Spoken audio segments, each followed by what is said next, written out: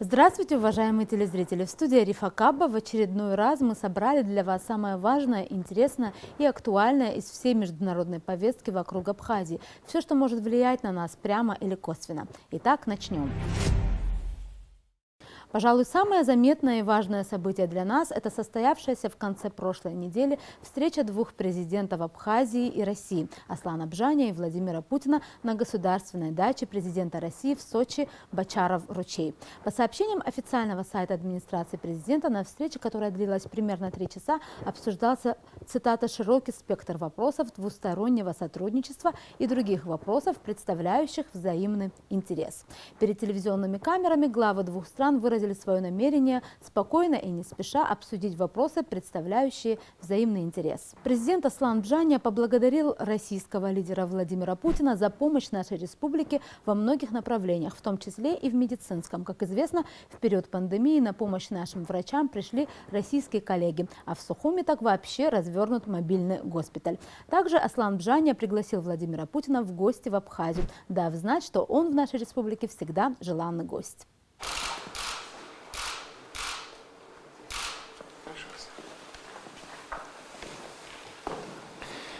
Уважаемый Аслан Георгиевич, очень рад вас видеть.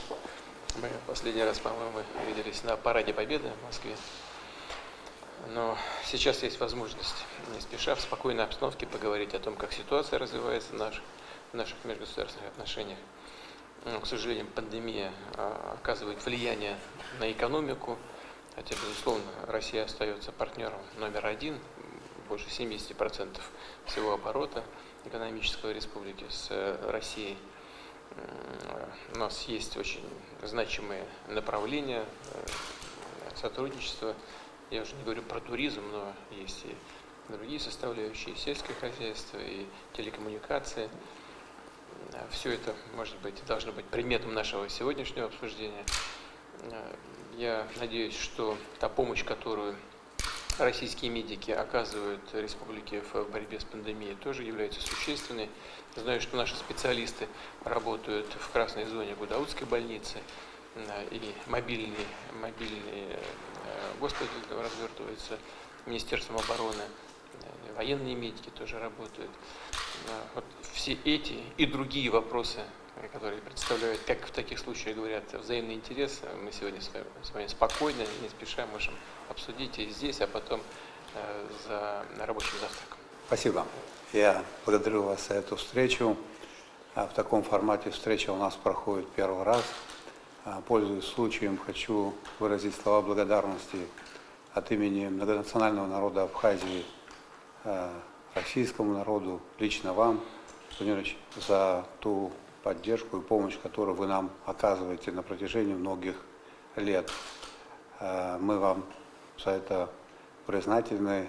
Друзья, как известно, познаются в беде. Вот в последнее время в условиях пандемии мы еще раз эту поддержку почувствовали. Я хотел бы поблагодарить руководство Министерства обороны за тот госпиталь, который развернут у нас. Большую помощь нам оказывают российские медики. Вахтовым методом на протяжении нескольких месяцев к нам в Гудаутскую больницу приезжают российские врачи. И это, безусловно, неоценимый вклад в этих условиях. Роспотребнадзор тоже нам оказывает помощь. Поэтому мы вам за все это признательны. Руководство Абхазии намерено реализовывать те договоренности, которые прописаны в Большом договоре, в других межведомственных договорах, потому что это в полной мере соответствует интересам Абхазии. Все это работает на укрепление государственности и суверенитета Абхазии. И хотел бы довести до вашего сведения, вы всегда являетесь желанным гостем у нас в Абхазии. Приглашаю к нам в гости. Благодарю вас. Спасибо. Другим важным событием, которое не могло не обратить на себя наше внимание, стала международная конференция по содействию возвращению сирийских беженцев и внутренне перемещенных лиц, вынужденно покинувших территорию Сирии в результате конфликта. Конференция открылась 11 ноября в столице Сирии Дамаске, и в ней принимал участие министр иностранных дел Абхазии Даур Ковы. В работе конференции также принимали участие дипломаты из 2 десятков стран, представители международных организаций. На повестке конференции была выработка необходимых механизмов для возвращения на родину вынужденно переселенных сирийцев. Кстати говоря, в настоящий момент 6 2,5 миллионов сирийцев вынужденно находятся за пределами страны. Эти данные были озвучены в ходе конференции. Руководство Сирийской Арабской Республики выступило с официальным призывом ко всем гражданам Сирии, покинувшим территорию страны в результате конфликта, к возвращению на свою историческую родину. Официальные власти Сирии готовы предоставить всем возвращающимся беженцам необходимые условия для обеспечения безопасного и достойного проживания на территории республики. По сообщениям сайта Министерства иностранных дел, будучи в Дамаске, министр Даурковой встретился с премьер-министром Сирии Хусейном Арнусом. Считая, что перед лицом внешних вызовов дружественным странам необходимо во всем поддерживать друг друга, отметил Дауркова на встрече с Хусейном Арнусом. Министр также проинформировал господина Арнуса о том, что абхазская часть совместного абхазо-сирийского комитета по экономическому, торговому, научному, техническому и культурному сотрудничеству сформирована и готова к проведению первой встречи в рамках двустороннего сотрудничества. Господин Арнус уверил министра, что сирийская часть совместного комитета будет сформирована в ближайшее время, о чем будет сообщено посольству Абхазии в Сирии. К другим новостям. Завершена 6-недельная война в Нагорном Карабахе. Причем то, как это произошло, стало неожиданностью как для многих наблюдателей, так и для участников конфликта. 10 ноября главы Армении и Азербайджана при посредничестве России подписали договор. Согласно этому документу в зону конфликта вводится российский миротворческий контингент. Во многом ситуация фактически вернулась к той, что была до начала войны в 1991 году. Азербайджанская артиллерия стоит на холмах Шуши в нескольких километрах от жилых кварталов Степанакерта, столицы Карабаха. Сам Карабах фактически отрезан от Армении. Огромное количество вопросов по-прежнему остается без ответа. Например, в документе, который подписали 10 ноября Армения, Азербайджан и Россия, ровным счетом ничего не говорится о том, в каком статусе остается Нагорный Карабах. Не вполне ясно также, как будет функционировать администрация непризнанной республики Арцах, которая управляла территорией последнюю четверть века. В договоре о прекращении или продолжении работы администрации ничего не сказано. При этом Еревану будет явно труднее поддерживать руководящие органы республики, которая теперь отрезана от самой Армении. Не менее важен вопрос гуманитарный. Известно, что многие армяне с началом этой войны покинули территорию Нагорного Карабаха и находятся сейчас большей частью в Армении в статусе беженцев. После подписания договора от 10 ноября массовый поток в Армению беженцев из этого региона еще более усилился. Многие из них покидали родные дома, сжигая их дотла, чтобы не доставались им, имеются в виду Азербайджане. Эти печальные кадры с поджогами домов и массовым переселением стали одними из самых ярких кадров прошедшей недели. Что будет теперь с этими людьми, где они будут жить, смогут ли когда-либо вернуться на родину и где теперь их родина? Все эти вопросы остаются без ответа. Если рассматривать подписанный 10 ноября документ с точки зрения армянской стороны, это, конечно, неофициальное признание своей капитуляции. Премьер-министр Армении Никол Пашинян признал момент подписания этого документа как очень сложный лично для себя, но объяснил это тем, что другого пути просто не было. Дело в том, что в военном плане Армения потерпела ряд крупных поражений, уступив, например, стратегически важный город Шуша или Шуши, который находился в 10 километрах от Степанакерта и географически выше его.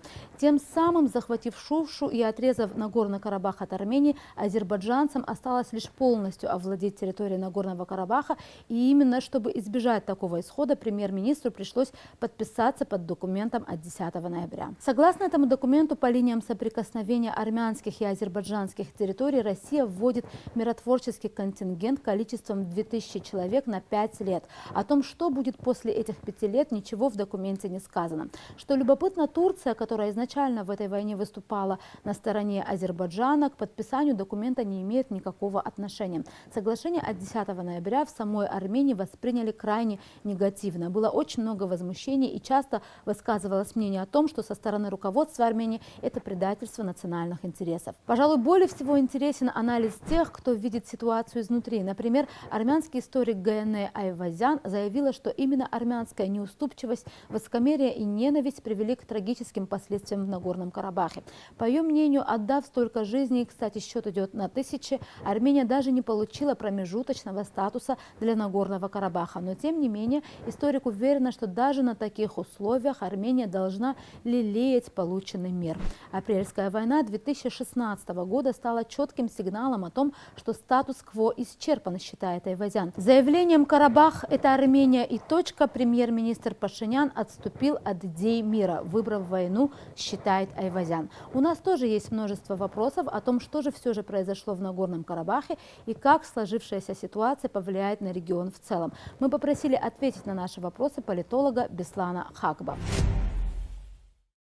Здравствуйте, Беслан Алексеевич. Здравствуйте. Беслан Алексеевич, 10 ноября Армения, Азербайджан и Россия подписали документ, который, по сути, прекратил войну в Нагорном Карабахе. Но можно ли считать это соглашением о мире? Как вы думаете? Вы знаете, в какой-то мере, да, о мире, о приостановке военных действий, на всяком случае, на современном этапе. А что касается исчерпания конфликта, этого вряд ли произойдет вообще до конца этого столетия. А что касается перемирия, это действительно перемирие между тремя странами, между Россией, Азербайджаном и Арменией. Это произошло, между прочим, очень внезапно. Говорили о полноценном участии других стран, особенно из участников так называемой Минской группы, но тем не менее, все-таки решительные действия проявила прежде всего Россия, как великая страна, как один из самых важных игроков на Южном Кавказе, вообще в нашем Кавказском крае, скажем так. И я считаю, что это действие очень послужит и по авторитету Российской Федерации как миротворца, и единственный, как исключительный игрок, который единственная страна, которая может на данном этапе развития конфликта между Арменией и Азербайджаном, которая может приостановить войну. Потому что события в последнее время так разворачивались, скажем так, в пользу прежде всего одного участника конфликта. И не было известно вообще, как все это завершится, где остановится, скажем так, Азербайджан, на какой территории и вообще как будет приостановлено военные действия. И решительные действия России говорят о том, что это было сделано не случайно, не внезапно, верно, какая-то подготовительная работа велась между главами стран, но это единственный выход, особенно что касается со стороны Армении, учитывая сложившуюся обстановку. И я считаю, что эти действия очень даже успешными и полезными для установления мира на Кавказе. У многих также возник вопрос, почему Турция, которая так активно участвовала в конфликте изначально, не имеет отношения теперь к подписанному договору. Как вы думаете, о чем это говорит? Вы знаете, какие-то переговоры все-таки велись между Эрдоганом и Путиным. Нам, во всяком случае, сообщали, что какие-то консультации велись до подписания этого договора. Но это говорит о том, что все-таки велика роль, геополитический вес, скажем так, России на Кавказе не сравнит, несмотря на активные действия в последние годы Турции по сравнению с Российской Федерацией, все-таки она занимает где-то на краю места в раскладе сил. Я считаю, что действия России были продиктованы прежде всего в установлении стабильности. И это очень важно, потому что, учитывая, как разворачивались события, еще неизвестно, чем бы все это закончилось. Могла бы это привести вообще к столкновению более сильных, более больших стран. И учитывая, что некоторые другие участники, которые занимались разрешением этого конфликта, я имею в виду так называемых сопредседателей Минской группы, Франции, США, они занимались совершенно другими делами. В США другие проблемы, выборы, во Франции у них внутренние проблемы. И Россия, учитывая, что у нас вообще традиционные связи, что там говорит, да, учитывая все эти факторы, она проявила решимость, и я не удивлен, что в конце концов Россия стала решающим таким фактором, стала силой, которая приостановила военные действия, и я считаю, что в дальнейшем, вообще в будущем, она будет и управлять этим конфликтом, и постараться разрешить вообще устраивающих обе стороны. Согласно соглашению от 10 ноября, миротворческий контингент в эту зону введен всего лишь на 5 лет. Возможно ли предсказать, что будет после этих 5 лет в регионе? Как сложится ситуация? Вы знаете, там все прописано. Что касается после истечения 5 лет, если вдруг за полгода до истечения, если одна из сторон не проявит желание, чтобы не будет продлевать договор о приостановлении, да, вот этого договора, да, вот автоматически продлевается еще на 5 лет. Но здесь надо учитывать, надо подвести некоторые итоги, что произошло. Надо иметь в виду, что вот этот проект, да, вот армянского населения Нагорного Карабаха, самоопределение, можно сказать, она провалилась. Да, это печально звучит для некоторых, может быть, армянских товарищей, но это случилось, это факт. Надо искать другие формы сосуществования армян и азербайджанцев вот в автономном крае. А вот что удивительно, еще один факт, на который необходимо обратить внимание, что вот в подписанном соглашении ничего не говорится о будущем статусе Нагорного Карабаха. Хотя раньше, между прочим, на многих встречах, особенно касается так называемых мадридских принципов, все это фиксировалось, что вопрос статуса будет решаться. Видимо, этот вопрос посчитали ненужным сегодня поднимать, но учитывая, как сложилось, как итоги этого конфликта, чем все это заканчивается, и можно говорить, что самоопределение армянского населения Нагорного Карабаха, вот, как это во всяком случае проектировалось, да, в 80-х годах прошлого века, она, можно сказать, потерпела крах. Надо искать другие формы сосуществования, как мне видится. Другого выхода просто нет, потому что одна сторона, в данном случае Азербайджан, она явно превосходит во многих отношениях, экономически, и политически, и вообще об устройстве Южного Кавказа. И учитывая соотношение сил, она приобрела такие очень сильные переговорные позиции в вопросе решения вообще статуса Нагорного Карабаха в будущем. Тем временем в новом свете в Соединенных Штатах Америки идет своя война – война за президентское кресло. Впервые за последние 100 лет там сложилась парадоксальная ситуация, когда человек, который, согласно всем подсчетам, проиграл на выборах, отказывается принять итоги выборов и признать себя проигравшим. Так, Дональд Трамп не согласен с тем, что на выборах его обыграл представитель Демократической партии Джо Байден, тем самым став 47-м президентом США. Дональд Трамп отказывается признавать, что его обошел медленный Джо. Именно так он называл своего оппонента всю предвыборную программу, тем самым намекая на довольно преклонный возраст Байдена. К слову говоря, Джо Байден – самый возрастной президент Америки. На момент избрания ему было 77 лет. Президент Трамп и лидеры республиканцев продолжают настаивать на том, что результаты прошедших выборов до сих пор неизвестны, заявляя о том, что голосование сопровождалось многочисленными фальсификациями и мошенничеством. Я сказала своим сотрудникам сегодня, что игра еще не закончена. И она не закончена, написал на этой неделе в своем твиттере вице-президент Майк Пенс. Дональд Трамп никогда не прекращал бороться за нас, и мы продолжим борьбу до тех пор, пока не будет учтен каждый легальный голос. Счет голосов ясно свидетельствует о том, что безусловным победителем гонки является именно Джо Байден. Сейчас он опережает Трампа на 5 миллионов голосов, а всего за кандидатуру бывшего вице-президента проголосовало более 80 миллионов американских избирателей. Это рекордная цифра за всю историю США. Избирательный штамп Трампа и представители республиканской партии пытаются оспорить уже объявленные результаты выборов в судах. К поискам доказательств о фальсификации выборов подключились и сторонники Трампа. Вице-губернатор штата Техас, республиканец Дэн Патрик, предложил награду вплоть до $1 миллиона любому жителю США, который представит подтверждение информации о случаях подлога и мошенничества. Пока, правда, на этот призыв откликнулся только коллега Патрика, вице-губернатор Пенсильвании, демократ Джон Феттерман, заявивший, что он готов предоставить информацию о мошенничестве на выборах, но только со стороны республиканцев. «Я хотел бы забрать объявленный тобой очень привлекательный приз, сообщив о нарушении во время голосования», написал он в своем твиттере, обращаясь к политику из Техаса. «У меня тут есть парень в Форте Форд в Пенсильвании, который попытался сделать так, чтобы его умершая мама проголосовала за Трампа». Такие вот поствыборные страсти. На этом, пожалуй, сегодня все. Я с вами прощаюсь, но буду продолжать следить за всем, что происходит вокруг Абхазии. До новых встреч в эфире.